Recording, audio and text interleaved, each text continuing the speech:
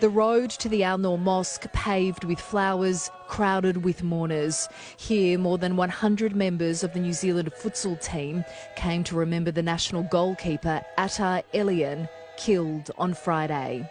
We've formed not just a friendship, but a brotherhood, and so it's just unbelievable. A close friend, Gassan Alaraji, told me Atta tried to tackle the shooter. He ran towards the shooter to stop him very bravely. Unfortunately, he was shot and he fell short. He tried to get up again and he was shot again. The death toll now stands at 50. More would have died if not for Abdul Aziz. When the gunman started shooting at the Linwood Mosque, Abdul drove him back, first by throwing an FPOS machine at him, then by picking up a rifle discarded by Tarrant. And what I did, and that shotgun I had in my hands, I threw like an arrow on him and it burst his window, and that way he got shocked. He thought I'd probably shoot at him or something. The 3-year-old boy killed in the Al Noor Mosque has been identified as Muqad Ibrahim. His sister lives in Perth. 3 weeks ago was the last time I was chatting him on FaceTiming with the family. And he says, Khadra, when are you coming? Sometimes he call me Mama because he see him with my older boys. You may say that I'm a dreamer. New Zealand's Muslim community is reeling.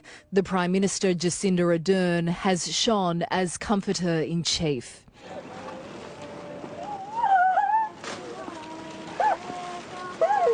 This was the Kilbirnie Mosque in Wellington, the PM adding to a waterfall of wreaths on the front steps. 34 remain in Christchurch Hospital, 12 are still critical. There are 7 operating theatres in action when normally it's 3. Because some have several gunshot wounds, they require multiple surgeries. It's that fact that someone has done this to our people, our friends, our colleagues. You know, this is just unbelievable. At a Christchurch cemetery, the grim work of preparing 50 bodies for burial. Australian pathologists have arrived in Christchurch to help speed up the burial process, and staff at the morgue have been working through the night. But under Islamic law, they're required to bury them as soon as possible. So there's mounting frustration from families desperate to lay their loved ones to rest.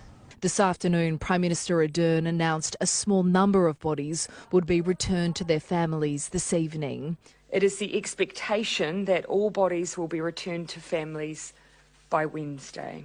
Ms Ardern revealed she was one of the 30 people who received Tarrant's rambling manifesto 9 minutes before the attack. The assurance I want to give is that had it provided details that could have been acted on immediately, it would have been.